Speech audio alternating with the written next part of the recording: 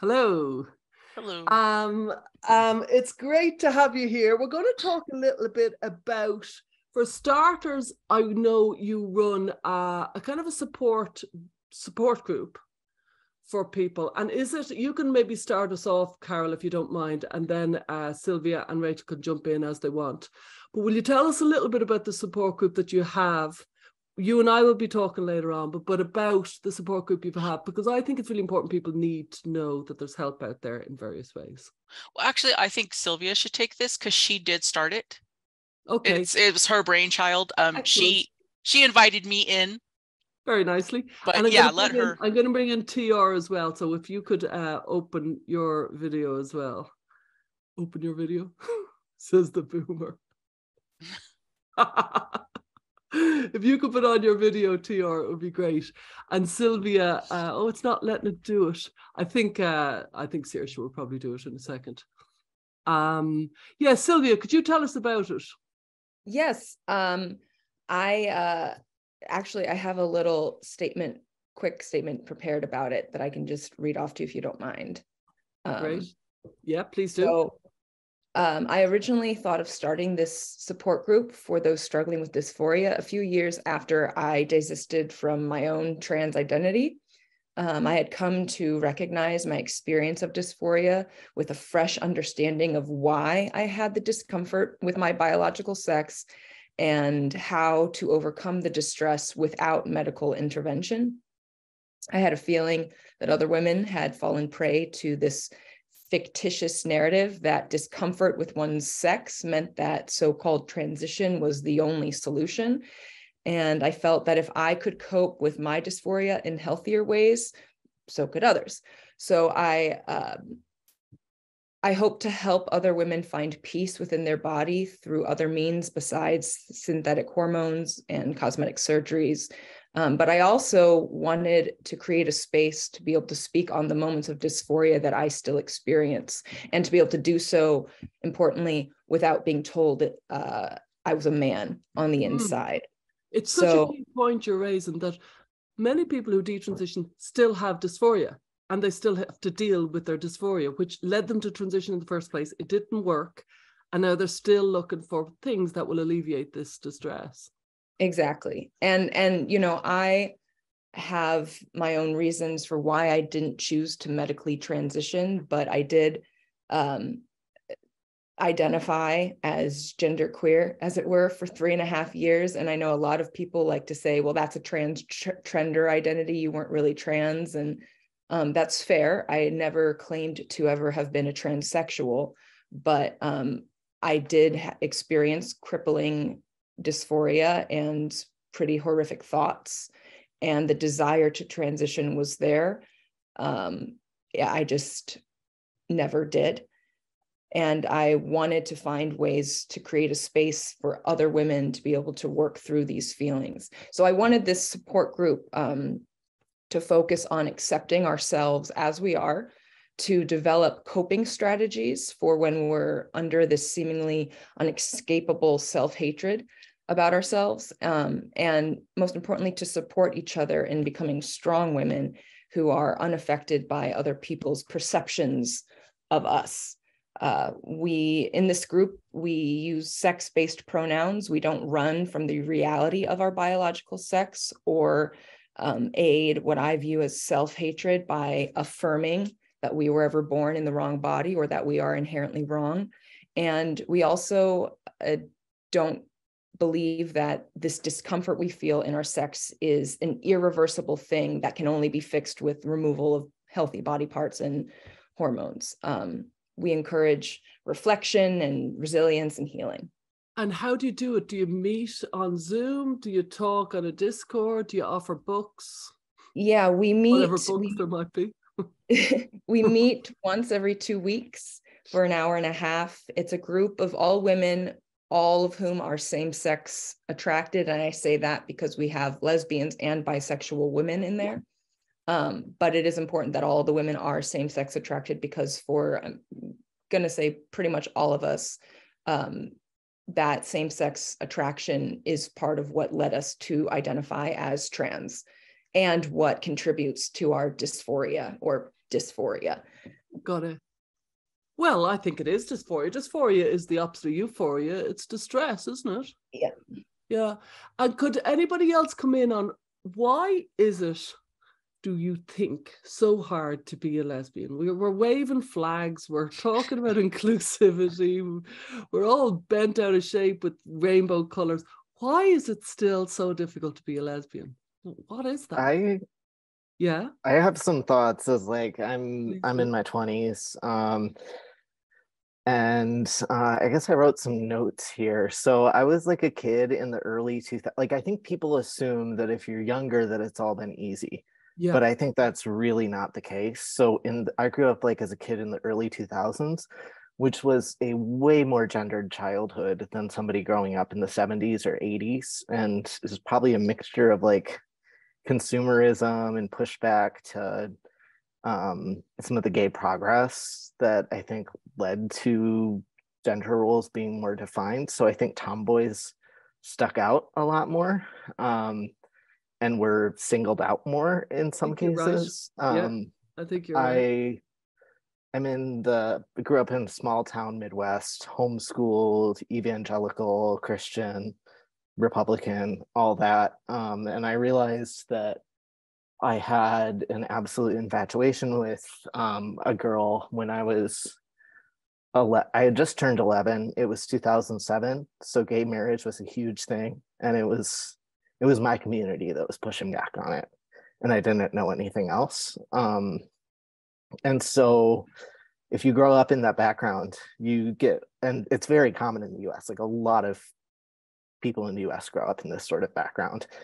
Like you get taught all these horrible things about yourself. And I know Carol has often said that homophobia is like a type of trauma. And I can say very confidently that I was a completely different person before and after that realization I had. Before it, I didn't really have I had social difficulties, but I didn't really care. I was very proud of my differences. And afterwards, and maybe a bit brash and I don't know, confident. And afterwards, I started really withdrawing. I developed insomnia because I was afraid of dying in my sleep and going to hell. Shame, self-harm, wanting to die, all of that. Like, and I was 11. Again, I had just turned 11 when this happened. So I was like a little kid. And then you combine that with purity culture, which is like term for some of the sexist ideas that exist in some Christian backgrounds that kind of teach shame around women's bodies. And it's a huge recipe for dysphoria, especially when you add that to the recent cultural changes that have happened. So I like to say that people kind of assume that if you're young, it's because you got into the big ROGD thing and you had a bunch of friends who were trans. But actually, I didn't know anybody who was. It was like actually kind of the conservative culture around me that pushed me towards it. Because everywhere I went, I was taught that girls weren't like me. And it's important to note that all of this was totally subconscious. Like if you would have asked me during my transition if I supported gay people and butch lesbians, I would have said totally. But I started having health issues, detransitioned, and I started connecting more with older butch lesbians because there weren't any my age. There aren't really. It's really hard to find anybody like me my age. And I realized that I shared a lot of experiences with them that I didn't realize were really common among lesbians.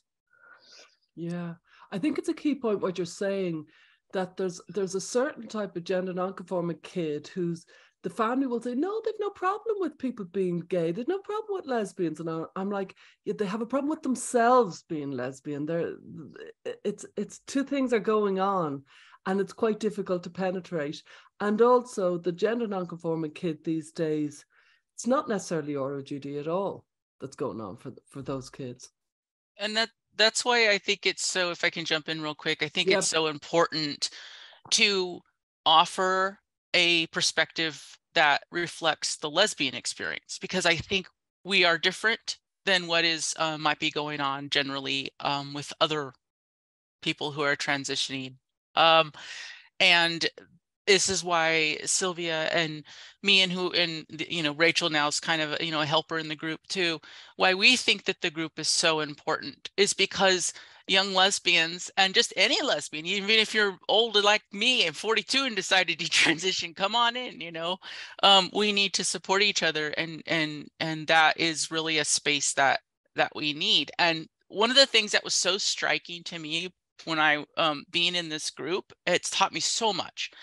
But what's so striking is that here I am 42, and I transitioned at 34 for the same reasons that a 19-year-old is nowadays. Like, we have the exact same reason we're transitioning. And that's the lesbian experience, in my opinion. We're transitioning because of homophobia. We're transitioning, usually we're mostly butch women, so we're transitioning because we're gender nonconforming. And those are the prime pushes. That's why we're transitioning. And it's sad in a way, because you're like, yeah, you hope there was progress, and there was. I'm not saying there wasn't. It was, yeah, there was progress, but man, if there wasn't a backlash too. Okay. And I'd also just like to say, part of the homophobia that is experienced now, I grew up in the Bible Belt, like TR, so the homophobia from the conservative Christians was all around you, even though my family itself was very accepting. But also, you now go to places with rainbow flags and progressive spaces, and lesbians are demonized and shamed and ridiculed for not accepting people of the opposite sex if that person identifies as a woman and a lesbian or whatever. It's, I highly suggest people look into the cotton ceiling. Frankly, it's rape culture, and so being a young lesbian in this time and trying to find community and a place where there's rainbows and we say we're going to be accepted, we can go there and be told, well, it's not sinful that you're same-sex attracted, but the fact that you're only same-sex attracted is transphobic and you need to get out. And it's the same exact thing. They're calling us sinful. They're just using a different word. And it's impossible to find community now. Yeah. What's hard about, sorry, you haven't talked yet. Go ahead. Rachel, I just wanted I just wanted to bounce off of what Sylvia was saying, because my introduction into what trans was that I was coming out as a lesbian, and all of the lesbians that I knew at the time, which was very few, to be honest, I didn't have much of a community, but the few lesbians I knew were transitioning. Anyone who was somewhat butch or nonconforming, they were all transitioning. And then at the same time, I was trying to come out as a lesbian. I was trying to date, and I met someone who said that they were a trans woman. And I was told that if I didn't date this person, I was a bigot. And so that's a very real thing. They say it doesn't happen, but it absolutely happens, where we try to say, this is my boundary, this is my sexual orientation, and we're told that we're bigots and that we're TERFs and that it's wrong. And it's homophobia, and it's regressive. And so there's this weird parallel of you're getting the homophobia from both the left and the right. Yeah, I think we underestimate there's a deep well of homophobia that hasn't been addressed. It's like our mental health, because I come from the mental health perspective, and we're so up in mental health, and it's like, no, we're not. We're giving an awful lot of lip service, and sometimes the lip service does more harm than if we hadn't have given any service to it, or something like that. Tell me about, is it more difficult? There's something about the butch lesbian. Is it more confrontational to society to be a butch lesbian? Is there something more difficult about being a butch lesbian as opposed to a non-butch lesbian? Nutch. Oh yeah, because I say that a gender non-conforming woman, a woman who looks like me, is ugly by default, because I'm not feminine. I'm not performing femininity. And I'm a lesbian. I'm ugly by default. That's really hard. And whether we like it or not, our society really puts a lot of emphasis on women's attractability and being pretty. And when you're not, and when you were never, because just a little side story. When I was a girl, I had a younger sister, but 5 years younger, blonde hair and blue eyes, super feminine, fancy little dresses all the time. Everybody, all the time. Wow, she's so beautiful. She's so beautiful. She's so beautiful. Nothing to me. Absolutely nothing to me. You don't think you notice that. Like, you notice that. And so that's hard. The other thing that's a huge issue is when you're a butch lesbian, you cannot hide your sexuality. By default, people look at you and go, that's a fucking lesbian. And so no matter where you go, you cannot hide your sexuality. You have to wear it out all the fucking time. And that's really hard because not only are you getting shit for being gender nonconforming, but you're getting shit for being a lesbian. And butch lesbians have nowhere to land. We are not with men. We cannot be with men. So we are not accepted in men's culture. We also are not accepted in most women's culture either. I can't tell you the number of times we get bathrooms.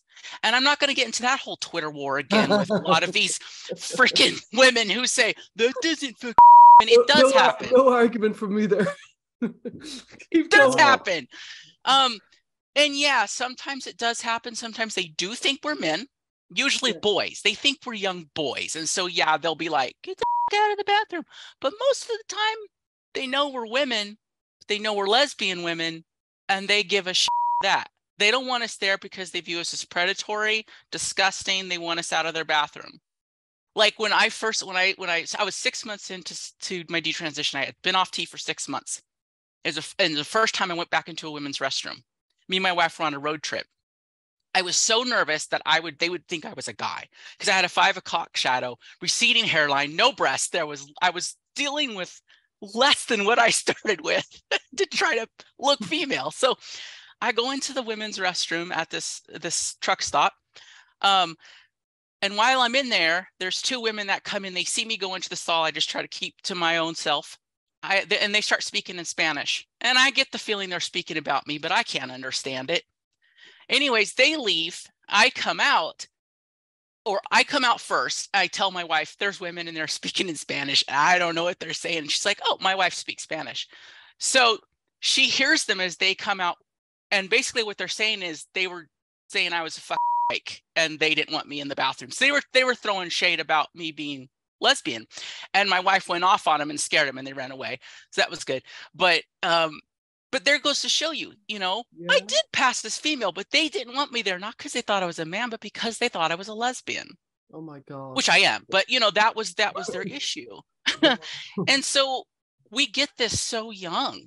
And I think being a butch lesbian is definitely that thing. You're wearing everything just right out there. It's and nice.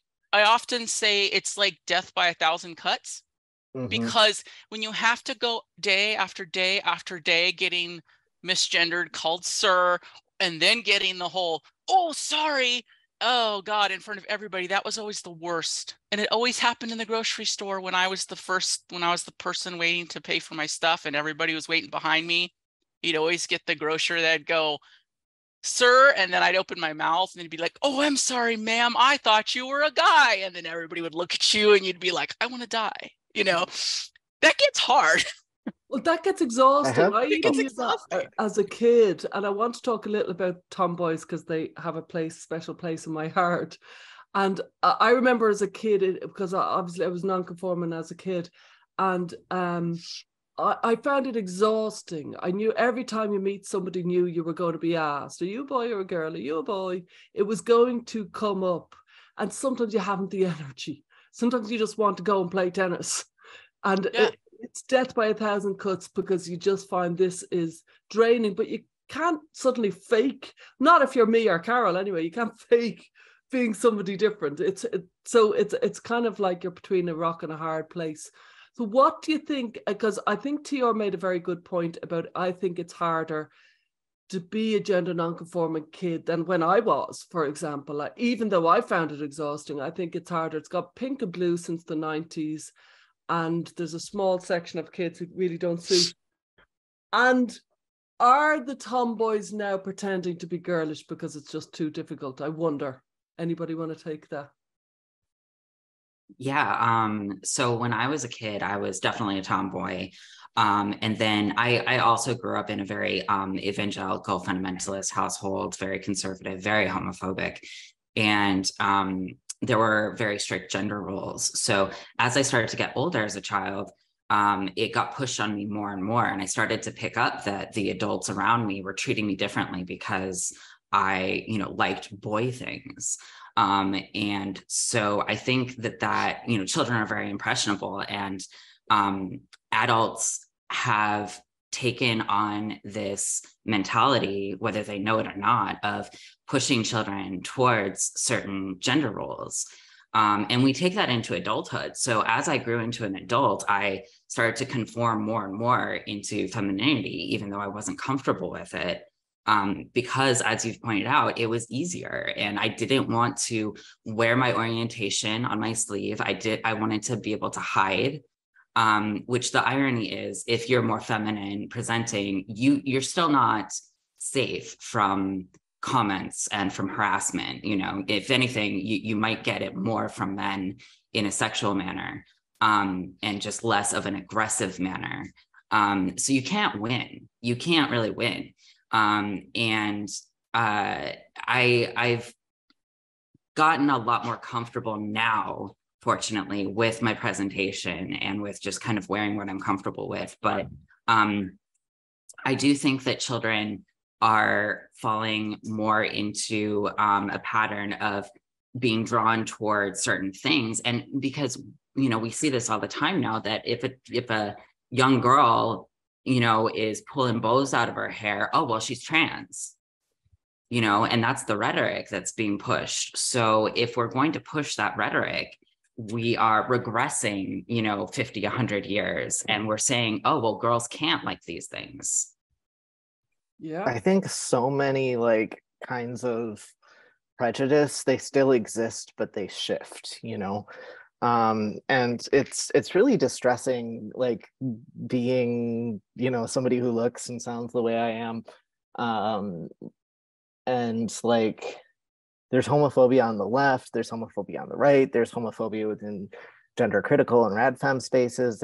It's everywhere, including, like others mentioned, in queer spaces. But I think something that's important to bring up here is the idea of complex trauma and CPTSD. If anyone isn't familiar, it's basically, instead of traditional PTSD where there's a major event, it's a series of things that could be smaller, but they eventually add up. So that could include bigger things, like I was mentioning, like the fear of hell, but it can also be all of these different times that like Carol said, you're treated like a predator in the bathroom, or you're mocked as a kid, or you're just invalidated in a lot of small ways, and all of it just eventually builds up. And I connected with so much of what they were saying, like what Carol was saying about how feminine sisters are treated versus the masculine ones. And I was complimented, basically, if I was forced to wear something feminine, and I would be given gifts that were more feminine than things that I would actually like, and not stuff that I was actually into, and you're really pushed in a direction that's opposite to you, and kind of treated by society like you're ugly, and that's huge for women, and it all adds up. And what was I going to say about one thing that's kind of major is that when I was transitioning and had a beard and was binding and everything, I got complimented so much more on being such a handsome young man and all of these sorts of things, and my fashion and all of that, way more than I ever did as a tomboy. And then I blended in. It was much easier using the bathrooms. Just a lot of my life was a lot easier.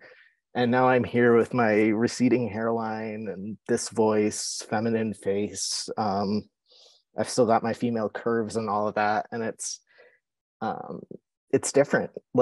People just treat you different, and So you can pick up on the discomfort, and I wanted to say it's worrying.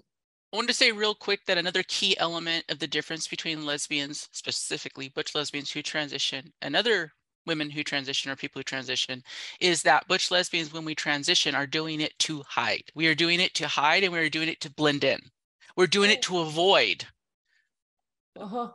So it's not at least my experience is that that's why we do it. And that's why so many butch lesbians go stealth once we can pass. Because we know the minute someone knows we're female, the jig's up. We ain't going to be treated with respect. And I will say this, nothing made me more of a feminist than passing as a man, because every single interaction I had on a day-to-day basis with strangers throughout the world, I got a smile, I got a yes, sir, I got talkative, everything from both men and women. The respect level was something I had never experienced in my life before. And so yeah, I can. That's shocking. Let me tell you, life is easier as trans. I'm just going to say, passing as a male is much easier. Can I just say, I actually, I didn't quite have that experience when I was trans. And I do think, like, for the first 2 years I did pass, I kind of went along the lines of, I passed for a few years and then I was encouraged to, wear my queer out and proud and all that. But when I was passing and I was kind of trying to be stealth, I did experience some like aggression with men and some real issues there, but it was reframed by the people around me as transphobia. They weren't treating me badly because I was a woman and I was recognized as a woman who's wearing masculine clothes and whatnot. They were treating me that way because I was trans. So even when we do encounter these things as trans, identifying women, it's reframed not as sexism or homophobia. It's reframed as transphobia, and which is utter bullshit. Okay. I want to ask what TR was going to say, and there's something else I want to ask you all before we finish this up, so you can think about it. I think you were going to come in with a point, and you can all think about it. Have you any thoughts on how parents, and I always want to kind of help anybody who's within the realms of it, on how parents can address potential internalized homophobia in trans-identified kids? Like, they're out there right now, and the parents can see that they're lesbians and resisting it. Is there any way of penetrating that wall? Just to have a think about that. TR, you were going to come in with a point, I think, around this. So like I said, I've kind of a confusing confluence of sex characteristics now. And I get read as all sorts of things. People get very confused, but I could tell when I was being perceived as male or female based off, like, if at my work, if older men would speak in some sort of kind of creepily, vaguely flirty or like condescending sort of way. And sometimes it was funny because they'd like say something and then I'd speak and they'd be like kind of horrified because they'd then think I was a guy. But like, you can just tell just based off like cues like that, because there's a certain level of like condescension that young women get that young men don't.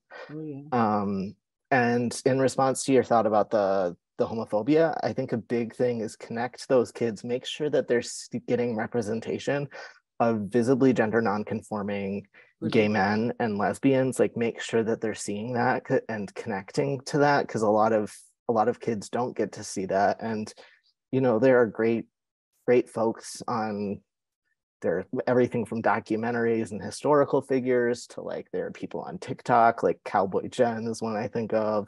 I know Sylvie has done some great stuff with that. So yeah, that would be my advice, because I think that's been really important to me. Yeah.